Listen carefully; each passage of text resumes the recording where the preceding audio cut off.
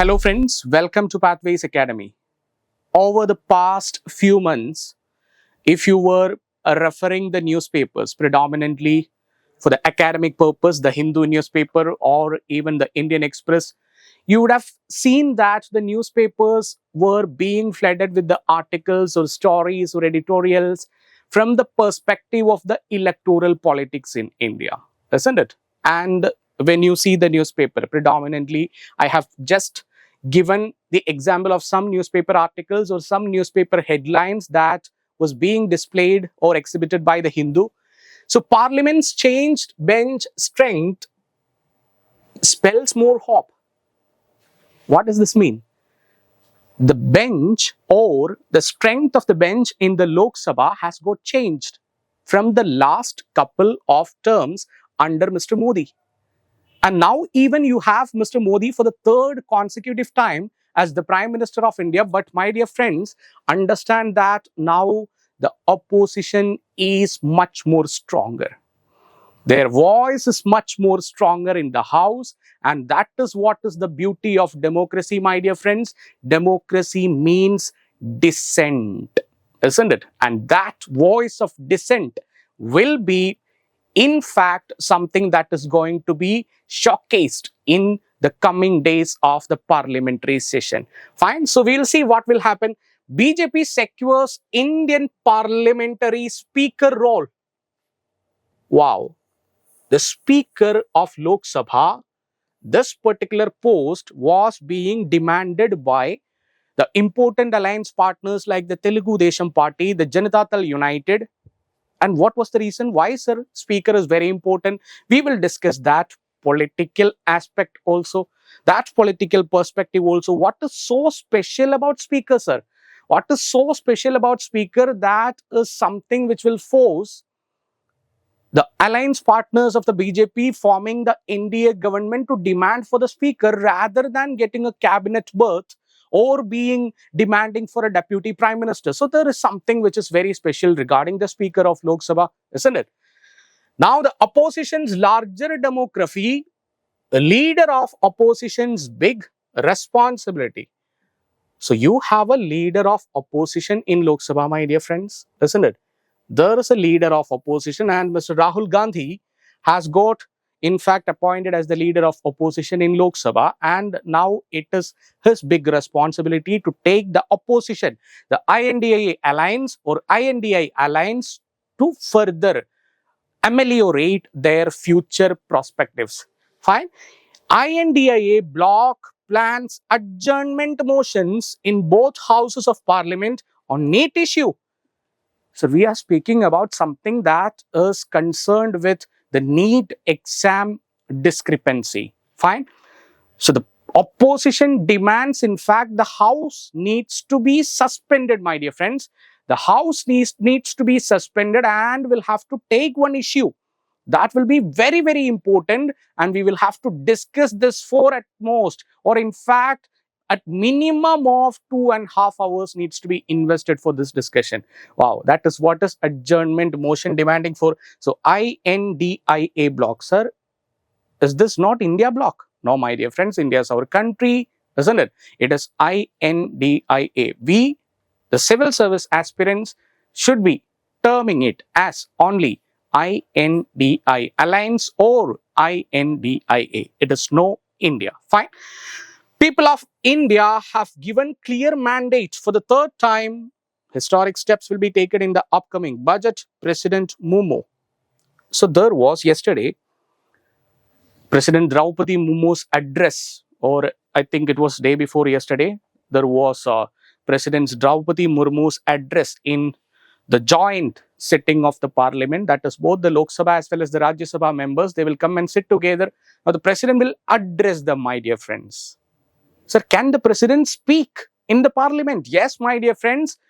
The president of India is also an inevitable part of the Parliament of India, isn't it? Inevitable part of the Parliament of India, integral part of the Parliament of India, so that the president also has the power to speak, address the members of the Parliament, that is both Lok Sabha as well as Rajya Sabha. Sir, why do you speak about all these things here? Why? Because we will have to understand basically what is the parliamentary model of government. Okay, so the newspapers are flooded with the news in relation to the role of opposition, the adjournment motion, the no confidence motion, the role of the prime minister being the head of the government, isn't it? The role of the president to address the houses of the parliament. What do you mean by annual financial statement? What are the possible expectations in the coming budget, full budget, isn't it? So we will have to understand what do you mean by this parliamentary form of government, my dear friends. You have the new building of parliament, isn't it? So in this session, we would be speaking about the Westminster model of government. Westminster model of government. Sir, is it not the parliamentary form of government you are discussing?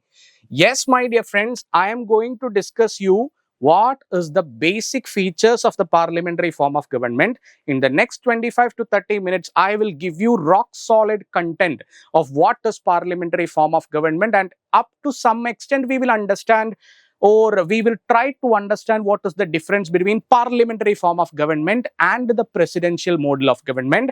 And at the same time, we will have a comparison with the British Parliament and that of Indian Parliament. So just wait and watch what we have prepared for you in a short span of time. So we are speaking about the Westminster model of government. Sir, you are not speaking about the parliamentary model of government. Of course, I am going to speak about the parliamentary model of government. So one of the other name of parliamentary model of government is Westminster model of government. So parliamentary model of government is also known as Westminster model of government. Sir, why Westminster model of government? What is this Westminster? You would have heard about the Westminster Palace, isn't it? The Westminster Palace in Britain. So what is so special about the Westminster Palace in Britain? Sir, it is from this Westminster Palace that the idea of parliament has got originated. The formal idea of parliament has got originated from Britain, and the British Parliament is headquartered in the Westminster Palace. Okay, the Westminster city of Britain. Understand, my dear friends, that is the reason why the parliamentary form of government is also known as the Westminster model of government. So we are going to understand about the Westminster model of government, about the parliamentary model of government. Fine. So we will now get into the topic. Now, before that, you will have to understand that as part of your GS paper 2, you have a phrase given in the syllabus that the structure of the Indian Parliament, its functioning, isn't it? We will have to learn about all these things as part of the general studies paper 2 for the civil services mains examination, my dear friends. Okay, civil services mains examination, you will be definitely getting question in relation to the Parliament of India. You can just wait and watch. Were there questions in relation to the Parliament of India? I believe that there will be question in relation to the Parliament of India. In question, I believe that there will be question in relation to the speaker or the deputy speaker, the speaker pro tem, the role of opposition, the dynamics of coalition politics. These can be the possible questions, my dear friends. Fine. So as part of GS paper 2, you have this particular area, that is, we will have to deal with the structure, the functioning, the conduct of business in the Parliament of India. Okay, very good, sir. Now we are going to understand what is basically so special about the parliamentary form of government. So it is very simple. Try to understand, my dear friends. We have a government of India, isn't it? And the government of India consists of three organs. That is, we have an executive, we have a legislative wing, and we have a judiciary. And what does legislature do? Legislature will frame laws, isn't it? Legislature will frame laws, my dear friends. The laws framed by the legislature will be implemented by the executive. Okay, implemented by the executive, and those laws will be interpreted by the judiciary. So framing, implementing or execution as well as interpretation of the laws are the functions of the three organs of the government of India. And this is what is a democratic government, my dear friends. Now, try to understand this thing, that the executive in India, so we are speaking about the political executive, okay, not the permanent executive. We are not speaking about the bureaucracy, fine. We are not speaking about the central services, all India services officers. No, we are not speaking about them. We are speaking about the political dynamics, the political perspective, fine. So when you speak about the executive, you have the President of India, who is part of the executive. We have the Vice President of India, who is part of the executive. We have the Prime Minister and the Council of Ministers, who is again part of the executive at the union level, isn't it? At the union level. The union level of executive consists of the Prime Minister, the Union Council of Ministers, the President, the Vice President, and even at the state level, you have the executive, that is Governor, the State Council of Ministers headed by the Chief Minister. Very good. Now, when it comes to the legislature, my dear friends, when it comes to the legislature, at the union level, you have the Parliament of India, which consists of a bicameral system. That is, you have two houses, that is Lok Sabha and Rajya Sabha. Similarly, at the state level, you may have the State Legislative Council and the State Legislative Assembly, that is Vidhan Sabha as well as the Vidhan Parishad in some states. How many states? 6 states. All the other states have only State Legislative Assembly. My dear friends, try to understand this. 6 states in India, my dear friends. 6 states in India: UP, Bihar, Maharashtra, Telangana, Andhra Pradesh, Karnataka. These 6 states have got a bicameral legislature rather than a unicameral legislature. Fine? Or these 6 states predominantly does not have a unicameral legislature. It has got, in fact, a bicameral legislature. Okay, clear? Fine. Now, we are in fact understanding the relationship between the executive and the legislature. So, the parliamentary model of government and the presidential model of government may be categorized on the basis of the relationship between the executive and the legislature. So we are trying to understand how these two organs of the government have got a feature of relationship within the government, and that will make you categorize what is parliamentary form of government and what is presidential form of government. In simple terms, what you need to understand is that on the basis of the relationship between the executive and the legislature, we are categorizing the governments into two, that is parliamentary form of government and the presidential form of government. And parliamentary form of government is also known as the Westminster model of government. Fine. So for the time being, I'll just give you an indication. For the time being, you just try to understand that when I speak about the executive, when I in fact spell the term executive, you just wanted to keep in mind that we are going to speak about the Prime Minister and the Council of Ministers. Okay, fine. And when I speak about the legislature, for the time being, for you to understand it in simple language, for the time being, when I speak about legislature, just substitute it with Lok Sabha. Okay, fine. So we are going to start it. Just wait. Now, what is provided here? It is provided that the parliamentary model of government is a responsible model of government, my dear friends. Responsibility is what is the core of parliamentary model of government. Responsibility is what is the basic bedrock feature of the parliamentary model of government. So we are going to speak about a responsible model of government, and that is the parliamentary model of government. So responsible means whom? Responsible to whom? That is the question, isn't it? The answer is simple. As I have already told you, that it is the executive is responsible to the legislature. Executive is responsible to the legislature, my dear friends. And this is the thumb rule that you will have to always keep in your mind, that it is the executive being responsible to the legislature. This is what do you mean by the parliamentary model of government, my dear friends. So parliamentary model of government, the basic principle is that the executive is responsible to the legislature.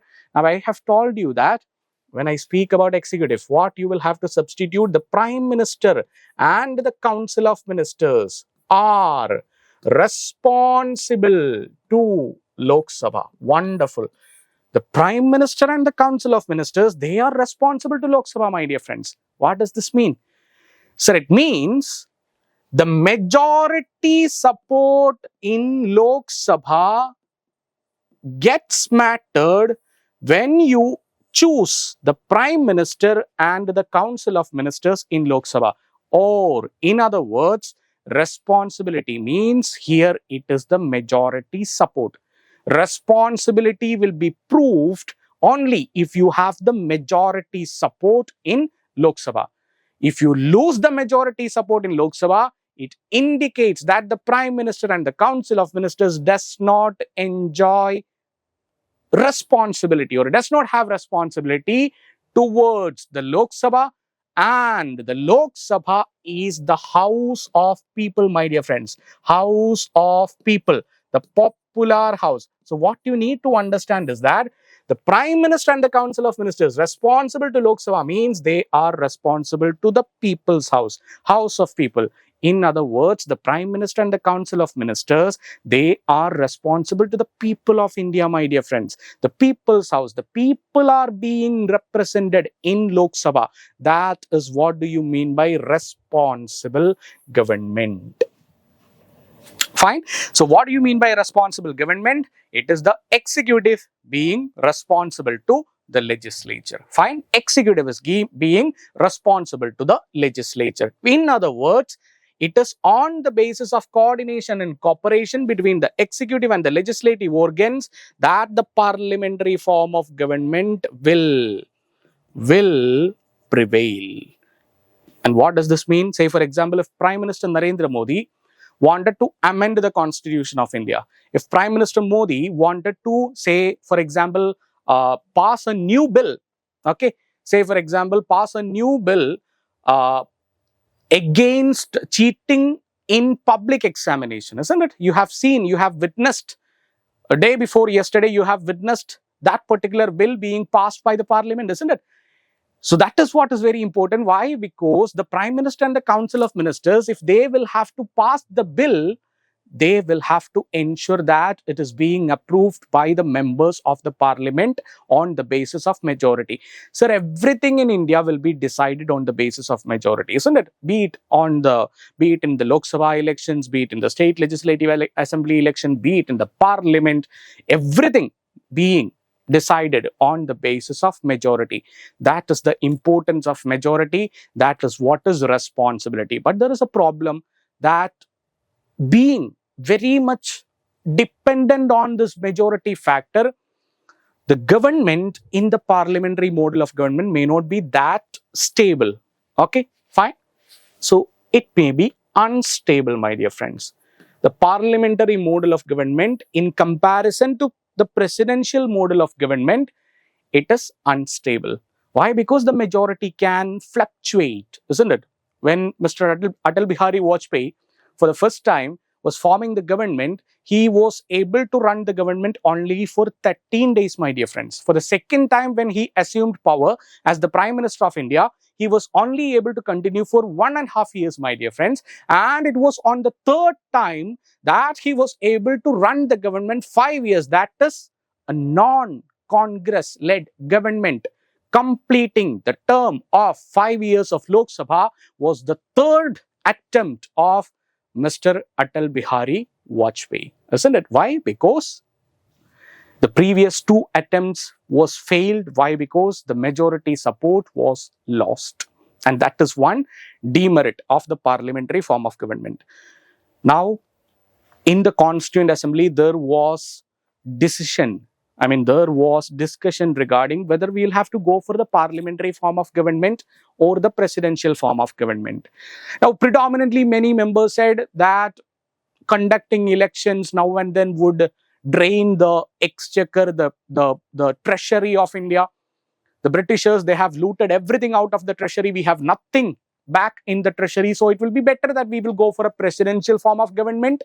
Why? Because once we elect the president of India and give them, say, for example, 4 or 5 years as the term, let him continue for that period. And there is no requirement to check the majority support. But Dr. Ambedkar has said that we want a responsible government. It is stability which is going to be, does not matter here. We are looking for a responsible government. Why? Because Britishers, they were stable in running the government, isn't it? But they were not responsible, and that was the headache for Indians. Now we does not want that to happen further. So we will now go for the parliamentary model of government. So now what is presidential model of government? Presidential model of government is non-responsible model of government. Say, for example, United States of America has a presidential model of government. In presidential model of government, try to understand, my dear friends, the American president, he is part of the executive. Okay, the president of America, he is part of the executive. Okay, the president of America, he is part of the executive. Now, the legislature in America is known in the name of US Congress. US Congress consists of House of Representatives, which is very similar to that of Lok Sabha, and Senate, which may be compared with Rajya Sabha in India. But the problem is that in India, the Prime Minister and the Council of Ministers, they are members of the Parliament. They are members in the legislature. But here, the American president, Mr. President, is not a member in the legislature. So he does not want to wait for the majority support to remain in power. This is what do you mean by presidential model of government. Fine. That's it, what you need to understand regarding the base of the presidential model of government. Now we will try to understand what are the features of the parliamentary form of government. How can you understand, how can you identify the parliamentary model of government? Number one is the presence of real and nominal head. What does this mean, sir? Sir, you have two heads. Say, for example, you have the Prime Minister of India, you have the President of India. The President is just the nominal head, my dear friends. Nominal head. Nominal head in the sense that the President of India would be able to perform the functions only on the aid and advice of the Prime Minister and the Council of Ministers. In other words, the real decision makers, the popular leaders of India is the Prime Minister and the Council of Ministers. So you may be having this doubt that, sir, the President of India does not enjoy absolute power. No, my dear friends, in democracy, nobody enjoys absolute power. Be it the President of India, be it the Parliament of India, be it the Judiciary of India. Sir, in a constitutional democracy, it is the constitution that is supreme. Nobody else enjoys absolute power. All of them are limited by the constitutional provisions, my dear friends. And that is the reason why we say that we have a constitutional government, which is a limited government, my dear friends. Okay, so you have the Prime Minister and the President of India. The Prime Minister is the real head and the President of India is the nominal head. Now, the second feature is collective responsibility. Say, for example, under Article number 75 of the Indian Constitution, it is mentioned that the Prime Minister and the Council of Ministers, or in other terms, the Council of Ministers are collectively responsible to Lok Sabha. What does this mean? What does this mean? It means that suppose in Lok Sabha, that is the House of People, if the majority is lost for the Council of Ministers. Okay, the majority support is lost for the Council of Ministers. The Council of Ministers may consist of the members of Lok Sabha as well as the members of Rajya Sabha, isn't it? The members of Lok Sabha as well as the members of Rajya Sabha. Say, for example, Mr. Modi is a member of Lok Sabha from Varanasi. At the same time, Mr. J.P. Nadda is a member of Rajya Sabha, not a member of Lok Sabha, isn't it? So, for India, in India, as per the constitution, if a person needs to be a minister, my dear friends, that person may either be a member of Lok Sabha or Rajya Sabha, does not matter. But he will have to be a member of parliament. And there is an exception for the period of 6 months. It is not compulsory that a person who wanted to be a minister should be a member of parliament. So for 6 months, even an ordinary person, say about crossing the age of 25, if Prime Minister Modi want you to be the minister, he may welcome you for the period of 6 months. Within the period of 6 months, you will have to be either nominated by the President of India to Rajya Sabha or elected by the people to any of the seats of Lok Sabha or to the Rajya Sabha. So that is what is the dynamics of Indian polity. Fine. So what happens here? Suppose if the Council of Ministers lose the majority, okay, the Council of Ministers lose the majority in Lok Sabha. Now, can Mr. J.P. Nadda, who is a member of Rajya Sabha, isn't it? J.P. Nadda, he is a member of Rajya Sabha. He was the then president, or even now you have the president of Bharatiya Janata Party, isn't it? So, J.P. Nadda says that, in fact, the majority is tested in Lok Sabha and the majority is not tested in the house where I am member of, that is Rajya Sabha. So, I will remain as the minister. You please resign, Mr. Prime Minister. Is that possible? No. Why? Because what is the thumb rule? The Council of Ministers are collectively responsible to Lok Sabha. Sir, if your majority is lost in Lok Sabha, the entire Council of Ministers will collapse. Does not matter whether you are member of Lok Sabha or Rajya Sabha. Sir, you are collectively, as a Council of Ministers, you are collectively responsible to Lok Sabha. If you lose the majority in the people's house, in the people's mind, in Lok Sabha, the entire Council of Ministers will collapse. That is what do you mean by collective responsibility, and this is what is the bedrock principle of parliamentary form of government. The majority party rule, yes, my dear friends, in Lok Sabha, how does the President of India invite a particular person to form the government? That is on the basis of majority support, my dear friends. Okay, majority support. Out of the 543 seats, 272 plus will be the benchmark to be crossed by any political party to form the government. If that is not possible by any political party, there is another option, that a group of parties who have made a pre-poll alliance will be asked by the President of India to choose your leader.